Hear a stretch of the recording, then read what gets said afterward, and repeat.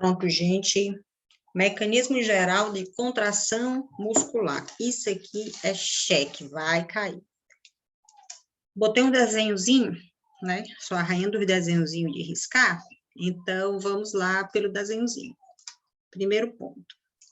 Um potencial de ação, que nós já estudamos isso na aula passada, viaja ao largo da fibra motora, até as suas terminações sobre as fibras musculares.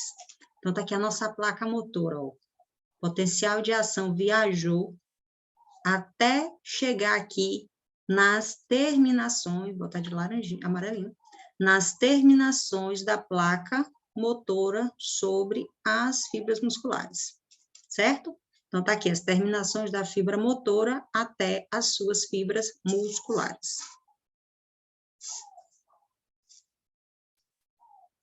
Em cada terminação, o nervo secreta acetilcolina. Isso a gente vai estudar lá na frente, que é a acetilcolina. Olha aqui as vesículas sinápticas. A acetilcolina vai ser liberada através dessas vesículas sinápticas. Aqui, vou botar de amarelo. Aqui nesse vale sináptico, ou na goiteira sináptica.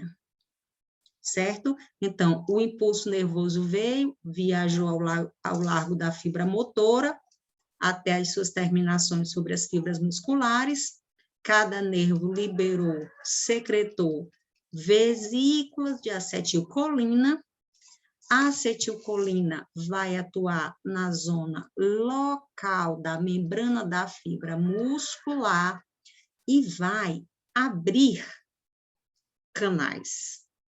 Só que esses canais são canais ativados por acetilcolina.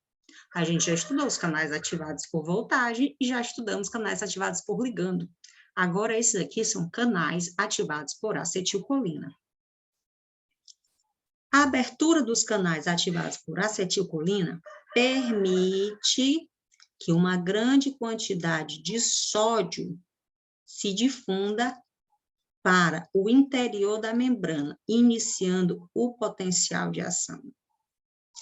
Lembra que aqui a gente vai ter uma fibra em repouso, depois ela vai polarizar, depois ela vai despolarizar, depois ela vai voltar para repouso. Lembra? É isso aqui. Aqui é quando a gente abre os canais de sódio, aqui é o fechamento dos canais de sódio e a abertura dos canais de potássio, e aqui é o repouso ou a fibra já, deixa eu apagar aqui, a fibra já em repouso, pronta para receber um novo potencial de ação. Muito bem, vamos só repetir para fixar. Mecanismo geral da contração muscular. 1. Potencial de ação viaja ao largo da fibra motora, até suas terminações sobre as fibras musculares. 2. Cada terminal da fibra motora vai liberar acetilcolina. 3. A acetilcolina atua na zona da fibra muscular, olha aqui, essa aqui é a zona da fibra muscular, atua na zona da fibra muscular, ativando canais ativados por acetilcolina. Os canais ativados por acetilcolina fazem com que grandes quantidades de sódio difundam para o interior da membrana e assim iniciam o potencial de ação. O potencial de ação agora viaja ao largo da fibra muscular. Lembra daquela imagem que era aqui um músculozinho, a fibra nervosa normalmente está inserida no meio do músculo, aí as membranas aqui, ó, negativa, negativa, negativa, aqui positivo, positivo, positivo, positivo, e o potencial de ação ia cambiando essas cargas para positivo, que era a lei do tudo ou nada. Lembra? Então, é isso aqui. O potencial de ação viaja ao largo da membrana da fibra muscular. O potencial de ação despolariza a membrana muscular e faz com que o retículo sarcoplásmico libere grande quantidade de íon cálcio. Os íons cálcio vão funcionar como forças de atração entre os filamentos de actina e de miosina, fazendo com que aconteça aquele processo retrátil. Está aqui a nossa cabeça da miosina e aqui a fibra de actina. Depois de uma fração de segundos, o cálcio retorna para dentro do retículo sarcoplasmático e pode chegar a um novo potencial de ação. Então, vamos voltar, porque isso aqui tem que ficar fixo mais do que todo mundo. Agora, vamos voltar falando mais rapidinho. Mecanismo geral de contração muscular. Check. 1. Potencial de ação viaja ao largo da fibra motora até as suas terminações sobre as fibras musculares. 2. Cada terminal, o nervo libera acetilcolina através de vesículas. 3. A acetilcolina atua na membrana muscular, abrindo canais ativados por acetilcolina. 4. Os canais ativados por acetilcolina permitem que uma grande quantidade de sódio se difunda para o interior da membrana, iniciando o potencial de ação. 5. O potencial de ação viaja ao largo da fibra muscular. 6. O potencial de ação despolariza a membrana muscular, despolarizando a membrana muscular, e faz com que o retículo sarcoplasmático libere grande quantidade de cálcio. 7. Os íons cálcio iniciam uma força de atração entre os filamentos de actina e a cabeça de miosina, e assim produzem um processo contrátil. Depois de uma fração de segundos, o cálcio volta ao retículo sarcoplasmático e espera a chegada de um novo potencial de ação. Tão facinho, né? Se a gente aprender isso. Vamos aprender, gente. Depois vocês voltam e escutam de novo. Vocês botam um fone de ouvido, assim, para ficar cantiguinha. Deslizamento. Olha, esse ponto aqui do PPT, vocês podem assistir o vídeo que está lá no Explicando Medicina, acompanhando os pontos, porque ele passa ponto por ponto o vídeo, tá, gente? Um vídeo muito, muito fácil, 2 minutos de vídeo, mas altamente explicativo. Vamos agora ao deslizamento dos filamentos na contração muscular. Os filamentos, eles têm um estado relaxado e um estado contraído.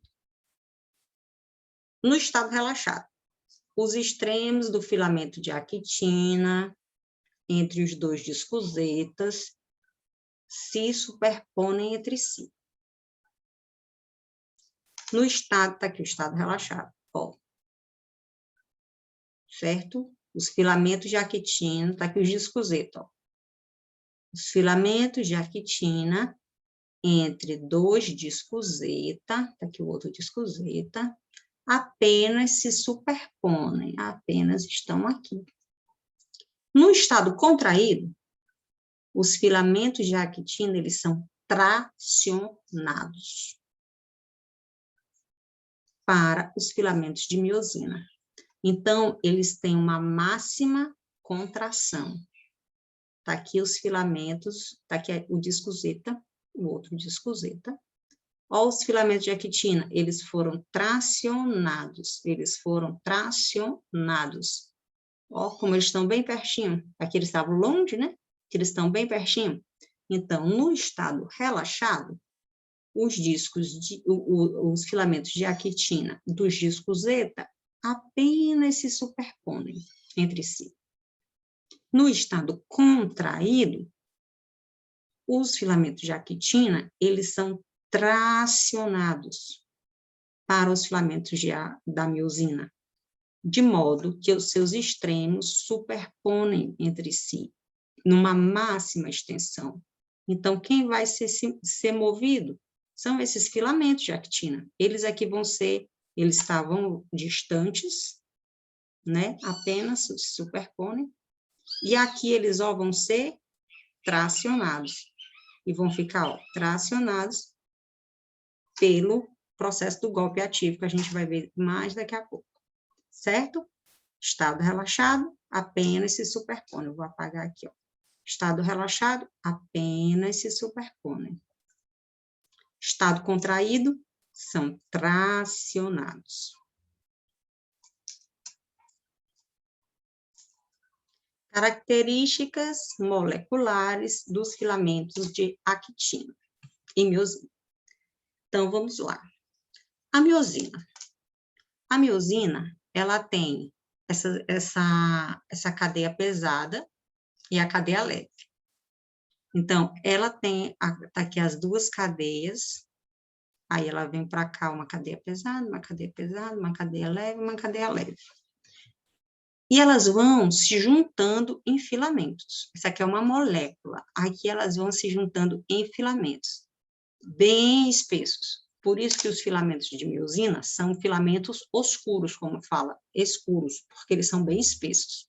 Então, ele dá aquela impressão que a banda A é uma banda oscura. E cada filamento de miosina tem aqui um monte de cabeça de miosina. Então, é como se eles fossem assim, ó. Esse aqui, aí esse aqui vem, aí esse aqui vem, aí esse aqui vem. Ó, vai ficando grosso e as cabeças de miosina vão ficando. Mesma coisa, ó. Esse aqui vem, esse aqui vem, esse aqui vem, esse aqui vem. Tá vendo como vai ficando grosso? E as cabeças de miosina vão ficando aqui à disposição para fazer as pontes cruzadas. Já o filamento de actina, não. Ele tem uma conformação diferente. Ele tem os monômeros de actina, que formam filamentos de actina, e tem a troponina, tropomiosina. Vamos olhar bonitinho nesse desenho do lado. A troponina, a gente vai ter que entender esse negócio. A troponina, ela é formada por 3 unidades. Isso aqui já caiu na prova. Troponina. E foi uma pegadinha, gente. A maioria caiu. A troponina I, ela tem afinidade por quem? Ela tem afinidade pela actina. Então, a troponina I é a que vai ficar aqui, ó, unidinha na cadeia de actina. A troponina T, ela é ligada ao filamento de tropomiosina. Então, ela vai ficar aqui ligada à tropomiosina, que está aqui o desenho como se fosse esse verdinho. Certo? E lá na prova tinha assim, ó, troponina T, ela é ligada à titina. Aí a galera caiu matando em titina, não é, a tropomiosina.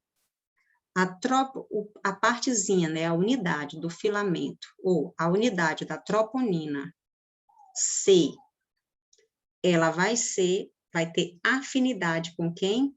Com os íons cálcio. Na prova, ela colocou como se fosse íons, não, como se fosse eu não lembro agora o que era, mas era outra coisa com C também. Só que a resposta verdadeira era troponina C, ela tem afinidade aos íons cálcio. Troponina T tem afinidade à tropomiosina. Troponina I tem afinidade com a actina. Certo? E é assim que é formado os filamentos contráteis. Porque os filamentos contráteis de actina se deslizam entre os filamentos de miosina. Quem é que se desliza, meu povo? A actina. Não esqueçam isso. A actina como a gente viu naquela fotozinha primeira, ela é que é tracionada. Então, graças às forças que generam a interação das pontes cruzadas, que vão dos filamentos de actina até os da miosina, fazem o tracionamento desse filamento de actina. Vejam o vídeo. É muito difícil a gente pegar isso só na abstração. Vejam o vídeo. Quando o potencial de ação viaja ao largo da fibra, o retículo sarcoplasmático vai liberar, o sarcoplasma, vai liberar cálcio. Esses cálcios, eles ativam a força de atração. Deixa eu só voltar bem aqui esse bichinho, para vocês pegarem bem aqui um bizu. Tá vendo essa unidade de troponina bem aqui? Tá vendo? Ela não tem uma unidade de troponina C. Quando o cálcio se liberar a essa unidade da troponina C, vai se liberar aqui o cálcio, ela vai mudar a conformação. É como se ela levantasse e deixasse um sítio livre de ação para a quitina. Porque aqui, a troponina, a tropomiosina não tem sítio de ação livre, certo? Ela está toda fechadinha. Então, na hora que esse cálcio toca aqui, deixa livre uma unidade, um sítio de ação. E é nesse sítio de ação que, através de ATP, essa cabeça aqui, ó, vai se unir. A cabeça da miosina vai se unir. Vocês têm que assistir o vídeo para vocês verem como é bem facinho, sabe? Bem facinho. Então, graças a essas forças de interação das pontes cruzadas, que vai do filamento de actina ao filamento de miosina, que ocorre o tracionamento. Então, quando um potencial de ação viaja ao largo da fibra do retículo sarcoplásmico, ele libera cálcio. O cálcio que ativa as forças de atração entre os filamentos e começa a contração, mas é necessário enlaces de energia de ATP. Por isso que lá no nosso sarcoplasma, ele é rico em mitocôndrias, porque eu vou precisar de ATP. Eu vou precisar de cálcio, eu vou precisar de ATP, cálcio mais 2. Precisar de cálcio e vou precisar de ATP, para fazer com que aconteça esse golpe ativo, que é como se a cabecinha aqui se unisse e traciona a quitina. Aí, o cálcio é recolhido para o sarcoplasma de novo, e essa cabeça de miosina desce. E fica pronta para o próximo. Quando chegar um novo estímulo, se une de novo. Aí o cálcio é recolhido e se traciona a quitina, e a cabeça de miosina fica aqui esperando o próximo. Entendeu? É um ciclo. As contrações musculares, elas são como se fosse um ciclo. Então, eu vou precisar de cálcio, eu vou precisar de ATP, certo? Esse ciclo que a gente estava falando é a teoria da cremalheira, ou teoria do trinquete. Caneta. Teoria da cremalheira ou teoria do trinquete. Então, se a professora perguntar o que é a teoria da cremalheira ou teoria do trinquete, é uma teoria que fala, que acredita que a contração é feita assim. Quando uma cabeça de miosina se une a um sítio ativo da cabeça do filamento de actina, tá, gente? Quando uma cabeça de miosina se une a um sítio ativo, a cabeça se inclina imediatamente para o braço. Quer dizer, a cabeça está aqui, né? Ela faz isso aqui, ó. Então, se inclina para o braço. E assim é atraído para o filamento da actina. Essa inclinação da cabeça chama golpe ativo. Depois, essa cabeça se separa e volta a sua posição normal. E onde foi a actina, Anne? Foi tracionada, porque é como se ela fosse assim, vai para cá, vai para cá, vai para cá, vai para cá. Então, a actina foi tracionada. Vamos ver até onde vai dar nesses 10 minutinhos. Então, teoria do trinquete ou da cremalheira. Quando a cabeça de miosina se une ao sítio ativo, a cabeça se inclina automaticamente para o braço e é atraído para o filamento da actina, e essa inclinação se chama golpe ativo. Para acontecer, tem que ter a presença do magnésio, mais 2, tem que ter a presença de um ATP, que vai dar um fosfatinho para cá e vai sair um ADP, e eu tenho que ter o meu querido amigo cálcio para poder liberar um sítio ativo lá na actina. ATP como fonte de energia. Isso aqui eu vou passar muito rápido.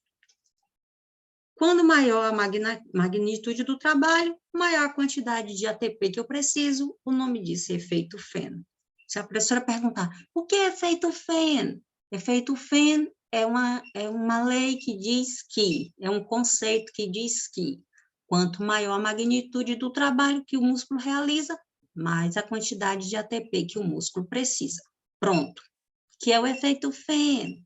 É um conceito que diz que, quanto maior a magnitude do trabalho que o músculo realiza, maior a quantidade de ATP que ele necessita. Pontito. Energia da contração. O trabalho é carga vezes distância. Então, se eu quero carregar, eu quero exercer um trabalho, que é a minha contração do meu músculo deltoide. Com o peso de 1 quilo, eu necessito de uma quantidade de ATP, de X ATP. Se eu quero um peso de 2 quilos, eu vou precisar de 2X ATP. Se eu estou na academia pesada e vou carregar um halter de 6 quilos, eu vou precisar de 6X ATP. Entendeu o efeito Fenn? Quanto maior o trabalho que o músculo realiza, maior a quantidade de ATP que ele vai necessitar. Isso eu falei relacionado com a carga. Se for relacionado com a distância, dá igual, porque o trabalho é igual a carga vezes distância. Se eu tiver que puxar um pneu, eu estou lá no crossfit, pegadíssima no crossfit, e tenho que arrastar um pneu de um carro de passeio por 100 metros. O meu músculo vai gastar um X ATP. Mas agora eu fiquei doidona. Eu vou arrastar esse mesmo pneu, quer dizer, a carga é igual, esse mesmo pneu, por uma distância de 500 metros, que eu vou mostrar que eu sou crossfiteira. Então, quantos ATP que eu vou gastar? 5 vezes ATP que eu gastaria por uma distância de 100. Então, o que é trabalho? Trabalho é carga vezes distância. Qual é a lei de Fenn? Quanto maior o trabalho que aquele meu músculo realiza, mais ATP ele vai necessitar. Ficou claríssimo aqui, né? Trabalho é carga vezes distância. Fonte de energia, super rápido, porque isso aqui todo mundo viu em bioquímica. A fosfocreatinina, caneta. Fosfocreatinina é a energia combinada do ATP e a fosfocreatina é armazenada no músculo e vai produzir contrações musculares de 5 a 8 segundos.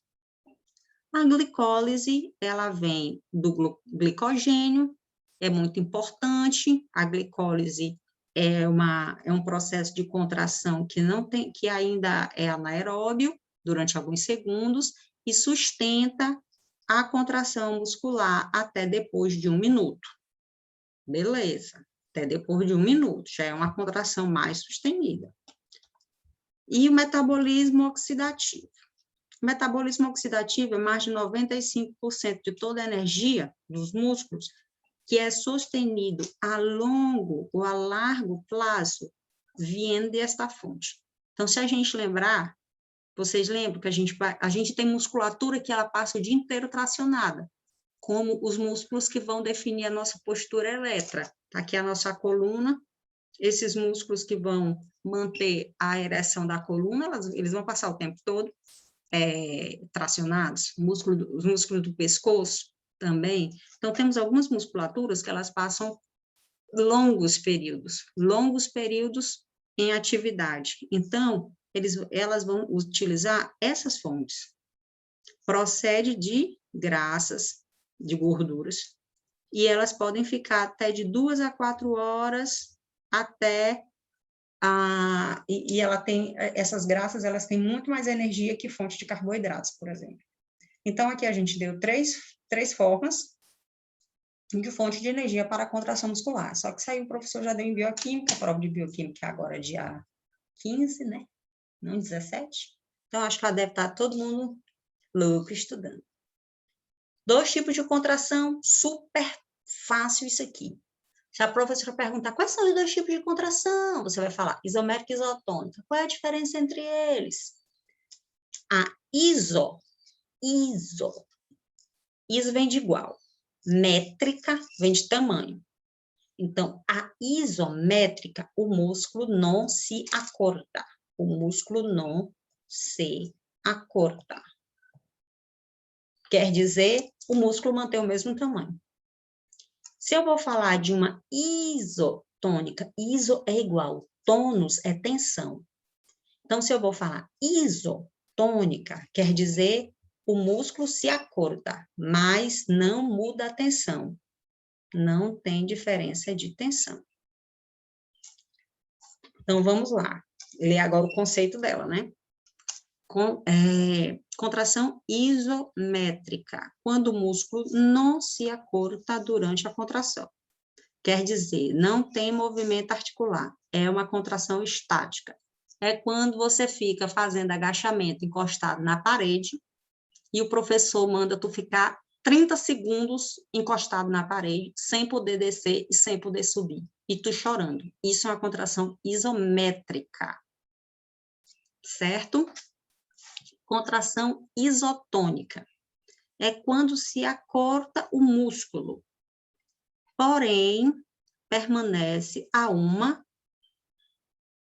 contração constante.